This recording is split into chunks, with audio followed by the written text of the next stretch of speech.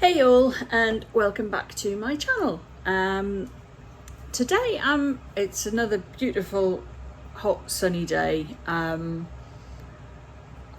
It's I don't even know what time it is at the minute. It's 11 o'clock in the morning at the minute. I went on a dog walk at 7 a.m. and it was honestly high teens, I'd say even into early 20s in the sun. It was so hot. So I thought, what better thing to do on a nice hot sunny day? Let's do some baking. So I will, I'm going to make, I haven't even looked to see if I've got the ingredients. I might be making some chocolate chip cookies. Yes, sorry, glasses above the head. I've just checked, yes, I have some, probably can't say that, dark chocolate chips. And I also have some white chocolate that I can cut up so I can do a mixture of the two. The recipe I'm going to be following, which I will put on screen, is for sourdough discard chocolate chip cookies. Now, I'm a big fan of sourdough, making my own. This is mine. I've just fed it, that's why it doesn't look like it's really doing much at the moment, because I've literally just fed that. So we'll put that to the side. Today I've fed it with this Churchill strong white flour, but the majority of the time I'd just use a plain all-purpose flour, just if it needs a bit. This is my discard collection bowl. It's not very full because I use it a lot. I make all sorts of things. Yesterday I made homemade tortillas, which we had last night, as I'm going to pronounce this wrong, I'm going to massacre this. I want to call it gyros, Greek flatbread, almost like kebab type pittas. But anyway, that's what we had for dinner last night, and I made them using this discard recipe. I haven't got any to show you, but everyone in my house is a big fan. I make, and I'll show you a picture of, it'll be here somewhere, you know the drill. Crackers, not me, but then again, some people would say that. Salt and rosemary crackers or cheese crackers, whatever kind you fancy making. I make them a lot. I use discard when I make my protein waffles, or pancakes, brilliant for. I also make actually loaves of bread, which I will do on another video to show you. But today we are going to make cookies. So we are starting off in my KitchenAid or food mixer, or just one of those electric mixers by hand. Or you could do it even by hand, but I'm quite lucky I've got a KitchenAid. Paddle attachment, and you've got 1/4 cup of butter and 1/2 cup of brown sugar. It can be light or dark, and we are just going to cream that together. So I've just put it on its lowest setting. Just let that do its work while I get the next bits ready. That's mixed together really nicely. Then, excuse me how cat-handed this is going to be, I'm going to add 1/4 cup of the sourdough discard.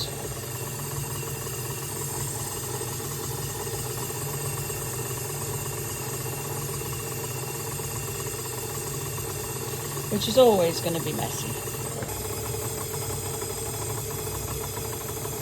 And then I'm just going to eyeball 1.5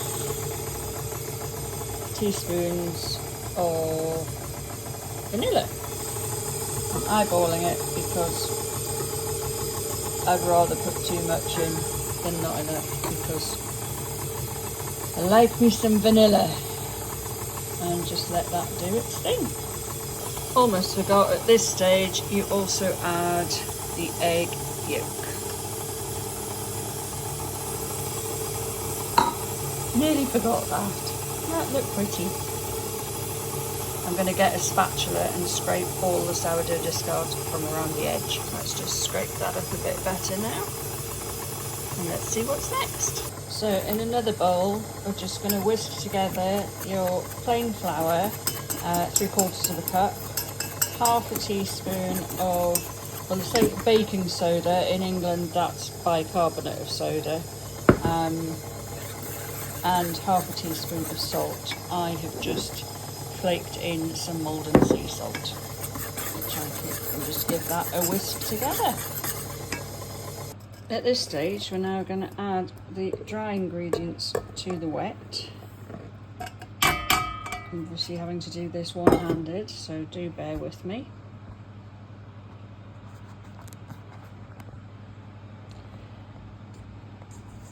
And you just stir that together.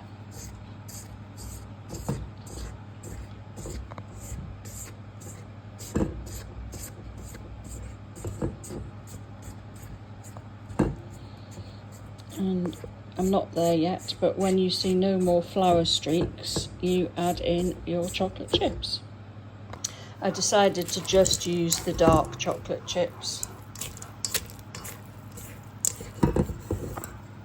because it wanted 1/3 of a cup. The bag I had was slightly more of 1/3 of a cup. I've just put them all in there, because who doesn't like extra chocolate chips in their chocolate chip cookies? So I've scooped them out. I've made 8 cookies. They're about, it says about 2 tablespoons. I used the 1/4 cup measure. Doesn't say anything about flattening them, just says leave a gap, which hopefully I have. And then you put them in your preheated oven for 8 to 11 minutes. So we'll see you when the time's done.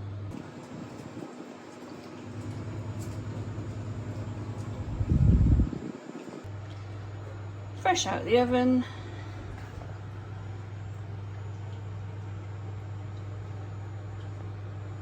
And then we'll let them cool on the tray for 5 minutes and then transfer them to a cooling rack.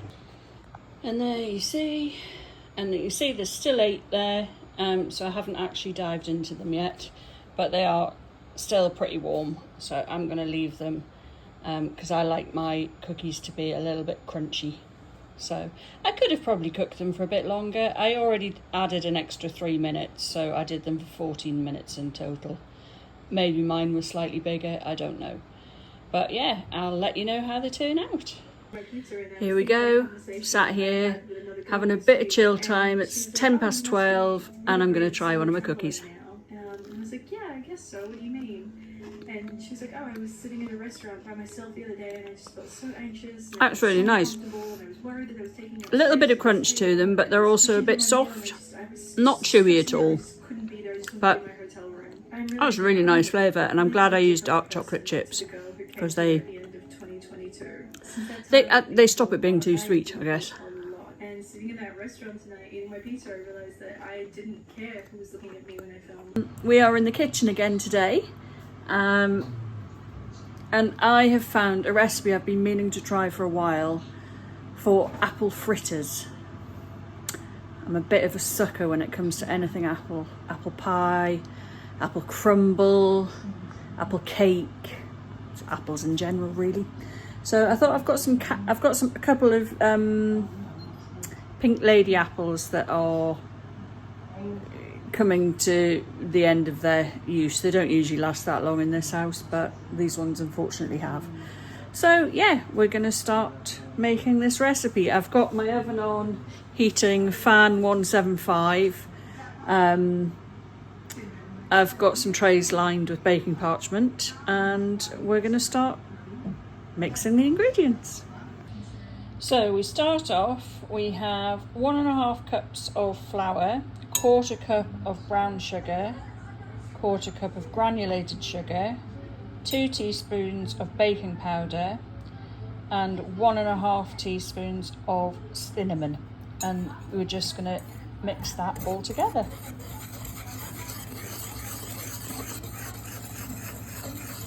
You can add some other spices if you like. You could add some ginger, some nutmeg, things like that. I'm just going to add the cinnamon in this one. Apple and cinnamon, it's like a match made in heaven. And we've got the wet ingredients. So we've got 2 eggs, we've got a teaspoon of vanilla extract, 2 tablespoons of melted butter, and 2/3 of a cup of milk. And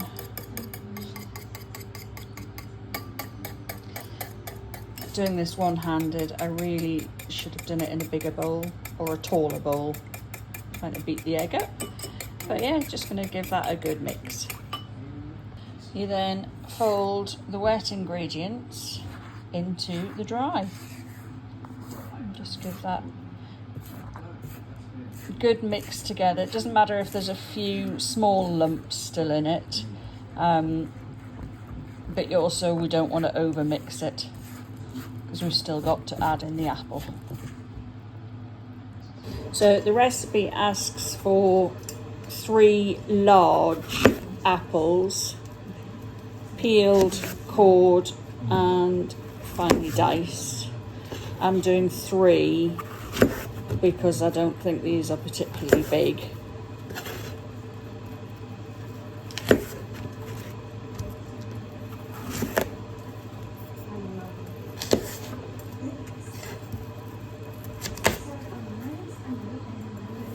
As I said before, these are Pink Lady apples because they're what my daughter prefers, but in all honesty, I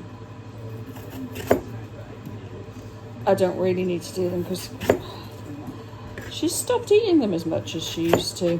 She used to love an apple.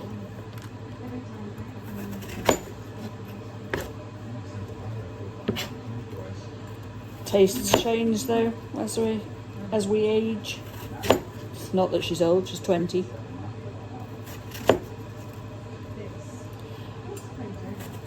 I like a crunchier apple. I don't mind a Pink Lady, but I used to, when I was younger, I liked a Golden Delicious. Nowadays, I'd rather have a Braeburn, a Jazz, sometimes even a Granny Smith, something a bit bitter.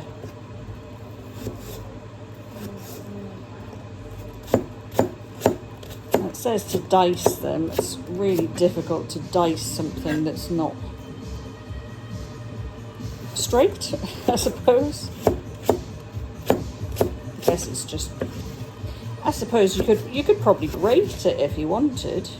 Just now we just mix the apple. It says mix it until it's evenly distributed. But I'm guessing we don't want to overmix.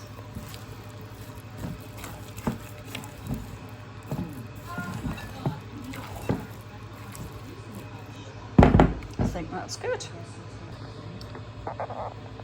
So it now says sort of 1/4 of a cup. So I'm going to just use this ice cream scoop size scoops.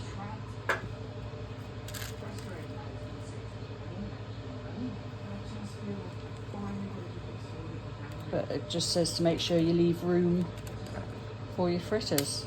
So I'm going to go maybe 6.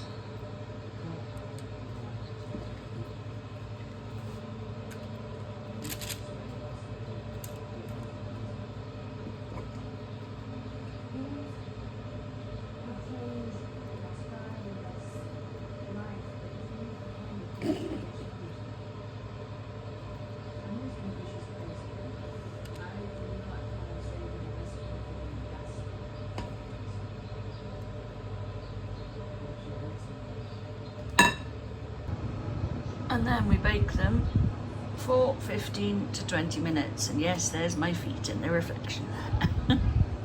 So I've done 2 trays of 6 and I've still got this mixture left, so I'm guessing that's another tray of 6, but I will let you know. Well, I'm not quite sure what's happened. When you look at the pin, which I will put on screen somewhere, from Pinterest, they definitely didn't sink as much as this. They were more chunky than cookie-like, but they smell amazing. So we'll let them cool a bit and I'll put them on the rack and do the last few. And now they're still very warm, but I cannot wait to get my teeth into one of these little beauties. They're very soft, so I've just broken a bit off.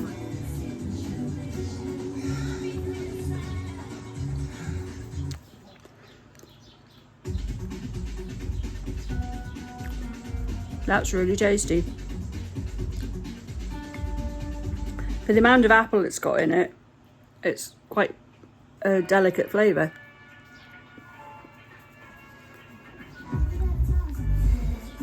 The different sized chunks of apple were a good call.